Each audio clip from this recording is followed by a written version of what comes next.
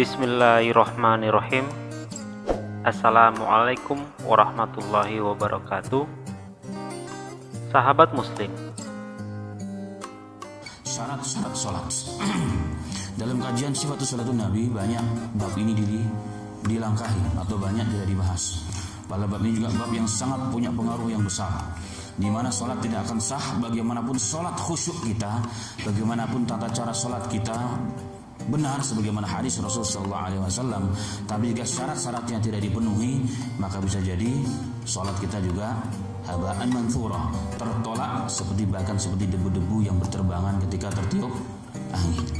Nah, bahasan kita adalah terkait dengan di antara salah satu syarat dalam sholat adalah satrul aurah ma'al qadrah, yakni menutup aurat dengan kemampuan. Artinya bahwa wajib dalam sholat itu menutup aurat dengan benar. Bagaimana menutup aurat dan pakaian apa yang dianjurkan oleh Nabi Muhammad SAW dan hukum-hukum terkait mengenai hal tersebut. Apalagi kita hidup di zaman akhir zaman yang kasuru fil fitan, banyaknya fitnah di mana orang sudah mulai merendahkan dan meremehkan, tidak mengambil peduli urusan sholat. Kalau untuk urusan undangan kawinan, kita masya Allah, bahkan ada orang yang kalau pakai baju merah, sepatunya harus merah, jilbabnya merah, bahkan mobilnya juga merah. Jadi setiap pekan ganti. Rasanya malu kalau pekan ini pakai baju merah, pekan depan pakai baju merah. Akhirnya apa yang terjadi? Setiap pekan jahitin baju. Itu terjadi. Untuk apa tujuannya? Hanya untuk supaya dilihat oleh manusia. Tapi hari ini orang lupa ada satu ibadah yang ibadah itu pertama kali akan dihisab oleh Allah, tapi kita nggak peduli dengannya. Itu ibadah sholat. Urusan pakaian adalah urusan yang sangat penting sebenarnya dalam ibadah sholat. Dan Nabi kita Muhammad SAW qudwatun wa uswatun, qudwah, suri teladan, role model dalam segala hal, termasuk dalam tata cara sholat. Para ulama Ahlussunnah wal Jamaah bersepakat bahwa di antara syarat sholat adalah satrul aurah, menutup aurat. Memang dalam bab ini sedikit melebar bahasan sedikit saja. Aurat itu terbagi jadi dua, aurat dalam sholat dan di luar sholat. Aurat untuk laki-laki dan aurat untuk perempuan. Ini telah dibahas panjang lebar oleh para alim ulama kita. Nah, kita singgung sejenak atau kita singgung sedikit mengenai aurat. Secara umum bahwa menutup aurat itu perkara yang wajib dalam sholat dan juga di luar sholat, berdasarkan perintah Allah dalam Al-Quran dan juga dalam hadis Nabi Muhammad SAW. Di antara perintah Allah Subhanahu wa Ta'ala dalam Al-Quran adalah wa kullil mu'minati yaghdudna min absarihinna wa yahfadna furujahunna wa la yubdayna zinatahunna illa ma dhahara minha. Allah memerintahkan kepada para laki-laki dari kalangan kaum muslimin untuk menundukkan pandangan mereka. Kenapa disuruh menundukkan pandangan mereka? Agar tidak melihat sesuatu yang tidak dibolehkan oleh agama. Dan perintahkanlah kepada mereka untuk apa? Untuk menjaga kemaluan mereka. Karena sesungguhnya yang demikian itu lebih suci bagi mereka. Kemudian di sini Allah menggarisbawahi illa ma dhahara minha. Jadi boleh menampakkan, yaitu sesuatu yang biasa ditampakkan. Yang biasa ditampakkan itu diperbolehkan. Kemudian secara khusus Allah memerintahkan, ya bani Adam khudhu zinatakum inda kulli masjidin. Wahai bani Adam, maka ambillah pakaianmu yang terbaik ketika engkau ingin memasuki masjid. Di sebagian masjid banyak para kaum laki-laki dan wanita itu salah dengan memahami ayat ini. Jadi pakaian sholat itu, perlengkapan sholat itu ketika sudah sampai masjid.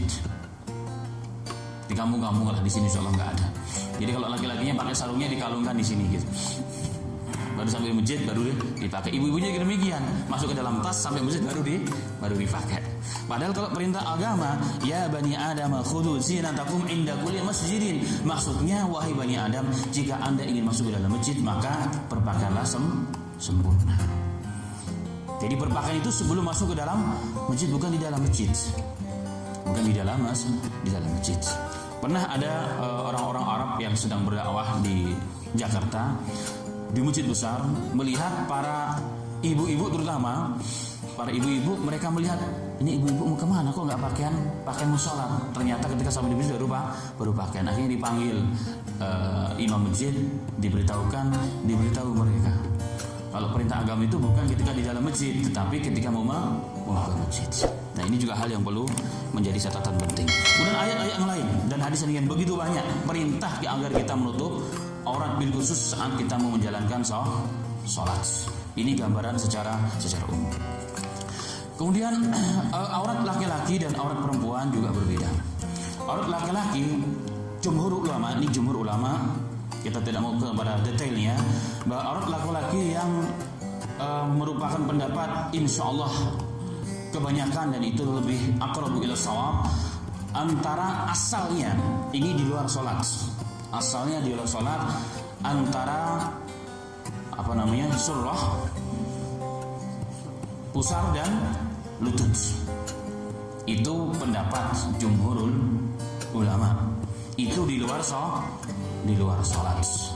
Sedangkan untuk kaum akhwat, auratnya adalah seluruh badannya. Itu pendapat kebanyakan pada ulama kita, termasuk kibar ulama negara Saudi Arabia. Bahkan dalam satu hadis diriwayatkan, al-mar'atu auratun, perempuan itu adalah aurat. Apa itu aurat? Aurat adalah sesuatu yang kalau dilihat itu menjadi aib sebenarnya, atau menimbulkan syahwat, maka wajib untuk ditutupi.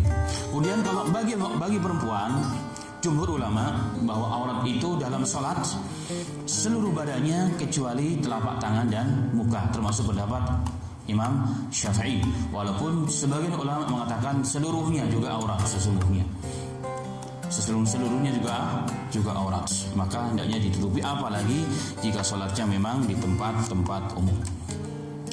Baik, ini bahasan yang tidak kita bahas terlalu lebar karena ini sudah dibahas dalam babnya insyaallah taala.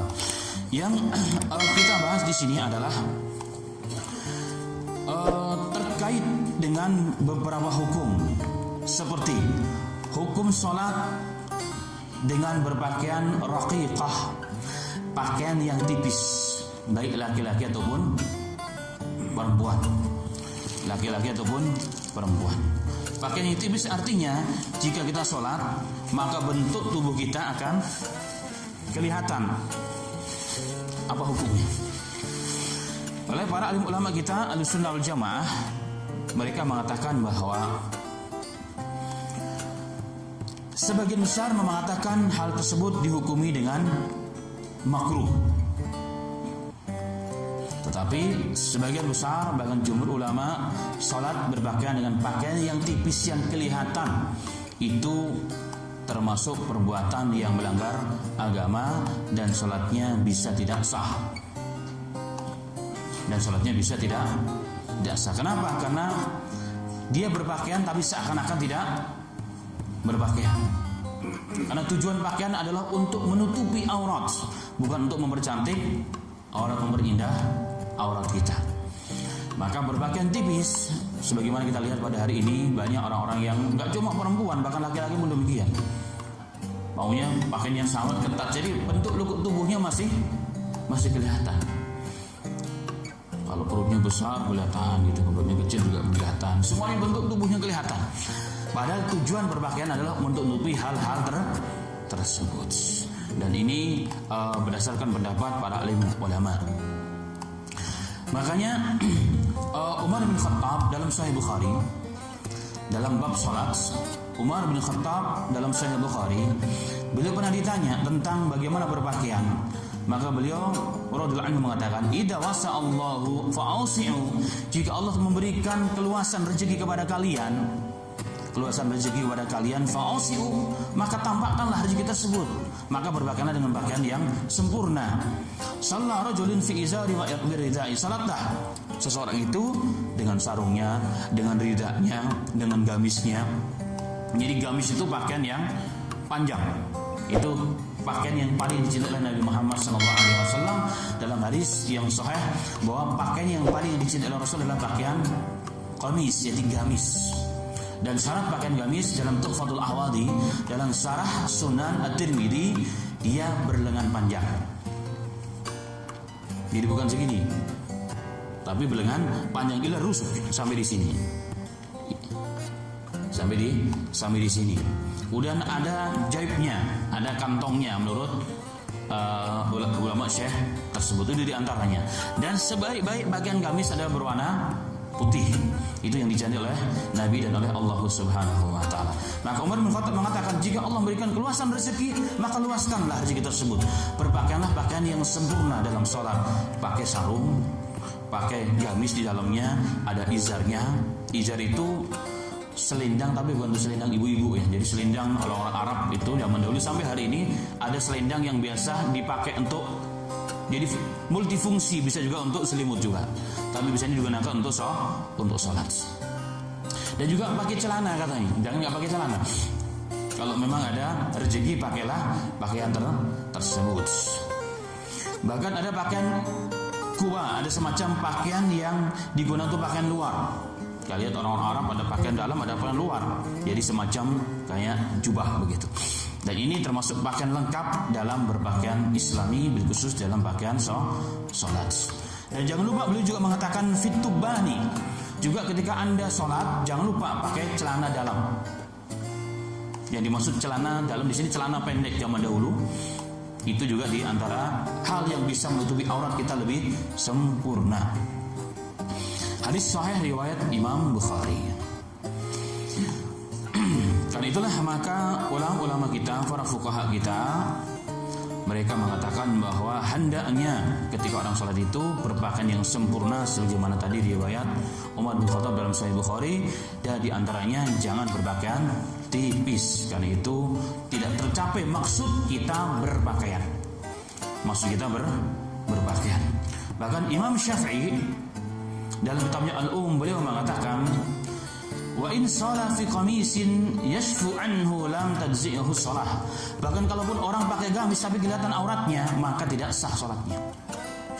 Tidak sah salatnya, apalagi pakaian tipis. Maka hal itu perlu menjadi catatan kita bersama. Kemudian salatu auratu wal maksyufah. Bagaimana kalau kita sholat kemudian terkadang tanpa sengaja terbukalah beberapa anggota badan kita, termasuk aurat kita. Para alim ulama rahmatullah alaihim, mereka mengatakan jika masanya terlalu lama sholat dan memang kita tidak ada ikhtiar, terutama orang-orang yang memakai pakaian sholat pakaian kaos, kemudian pakai celana panjang. Nah itu biasanya kalau dalam ruku dan sujud pasti ada yang tersingkap dalam masa yang sangat lama. Masa yang sangatlah lama. Dan itu hampir setiap ruku dan setiap sholatnya. Setiap dia bergerak saja sedikit maka akan kelihatan auratnya. Maka hal tersebut menurut para alim ulama kita, mereka mengatakan ini perbuatan yang sangat tercela dan bisa sholatnya tidak menjadi sah. Yubtilu sholah, itu menjadi batal sholatnya, karena memang masanya sangat panjang. Tetapi jika ada orang yang memang sudah berusaha sedemikian rupa tetapi tersingkap, ketika dia ingat langsung ditutup, maka tetap sah sholatnya. Dalilnya adalah hadis yang ma'ruf. Di zaman Nabi Muhammad SAW ada seorang imam dan dia masih kecil, namanya Salamah bin Akhwa. Jadi beliau adalah orang yang termuda di kampungnya, tetapi paling banyak hafalan Al-Quran sehingga beliau menjadi imam dari semenjak kecil sampai menjadi tua. Dalam kondisi sholat saat itu masjidnya masih sangat sederhana. Ketika sholat, maka ketika sujud, karena pakainya tidak sesuai, ada yang bolong-bolong, maka kelihatan auratnya, sehingga jemaah yang di belakangnya, kita punya imam kasihan, imam kita tapi kita nggak perhatikan pakaiannya, sehingga ketika duduk dan sujud kelihatan auratnya, maka mereka berkumpulan tabaruat mengumpulkan dana untuk memberikan imamnya pakaian yang terbagus, dan itu di zaman Nabi Muhammad SAW. Nah, di sini catatannya adalah jika hal tersebut membatalkan sholat, pasti akan datang wahyu kepada Nabi kita Muhammad SAW. Pasti akan dilarang oleh Allah. Tapi saat itu tidak ada turun wahyu, dan saat itu di zaman Nabi Muhammad SAW. Berarti jika kasusnya demikian, maka tidak mengapa. Maka tidak mengapa.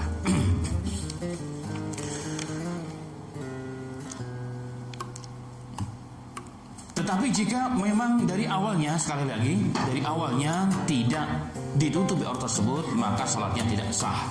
Termasuk juga dalam hadis yang menyatakan Nabi Muhammad SAW dalam riwayat Imam Abu Dawud dan Tirmidzi, Al-Hakim, hadis yang sahih. La yuqbalullahu salata haidin illa bi khimarin. Sesungguhnya Allah tidak akan menerima salatnya seorang wanita yang sudah balik. Wanita yang sudah balik kecuali jika pakai penutup. Khimar itu asalnya adalah kerudung panjang yang menutupi seluruh auratnya. Jadi kalau wanita sholat tanpa itu maka tidak sah. Intinya adalah tertutupi seluruh aurat. Dan ini menunjukkan bahwa kasbu aurat fi shalah amidan, membuka aurat secara sengaja dalam sholat, apalagi dalam waktu yang cukup lama, yubtilis sholah, membatalkan sholat. Nah, ini hal-hal yang perkara kelihatan sepele tapi ternyata punya pengaruh yang kuat. Nah, kita lihat hari ini banyak anak-anak muda terutama, memang mereka bangga dengan menunjukkan kekarnya badan, ya kan, dengan besarnya otot, sehingga terkadang dalam menjalankan perintah sholat mereka tidak memperhatikan tersebut, bahkan mengabaikan adab-adab tersebut. Asalnya sebenarnya secara hukum bahwa sholat itu jika sudah tertutupi auratnya, terutama aurat badan, apalagi di kedua atiknya, bahunya sudah tertutupi, sudah sah sholat sebenarnya. Sebagaimana dalam hadis-hadis Nabi Muhammad SAW. Tetapi perlu diingat bahwa di zaman Nabi Muhammad SAW memang kondisi sangat-sangat susah, sehingga tidak semua orang punya kelebihan rezeki yang lebih. Tidak semua orang pakai gamis. Ada yang pakai selendang besar untuk menutupi seluruh auratnya. Seperti itu. Nah, dalam kondisi seperti ini, maka secara hukum sah, tapi secara adab dan etika memang kurang. Saya katakan tadi, untuk menghadiri undangan teman-teman kita yang tujuannya adalah untuk syuhrah, supaya kita dilihat oleh orang, bahkan mungkin kalau bisa dipuji oleh orang, diurutkan oleh orang, kita Masya Allah begitu perhatian untuk urusan itu. Tapi ketika kita mau menyembah Allah, berhadap mengerap kita Allah Subhanahu wa Ta'ala dalam satu ibadah yang paling tinggi nilainya, kita tidak peduli. Nah, ini hal yang menjadi catatan kita bersama. Baik. Kemudian ada hal juga yang penting. Ada hal yang penting. Kalau tadi bahasanya adalah dalam sholat terbuka aurat. Dalam sholat terbuka aurat. Jelas kalau dari awal sengaja waktunya lama, maka sholatnya tidak sah. Dan ini banyak kita lihat di mana-mana, terutama pada sholat-sholat di masjid yang besar itu banyak sekali ini. Masih banyak yang akan kami bahas. Silakan subscribe channel kami, share video ini jika memang bermanfaat, karena sebaik-baik manusia adalah paling bermanfaat bagi manusia lainnya. Wallahu a'lam bishawab. Wassalamualaikum warahmatullahi wabarakatuh.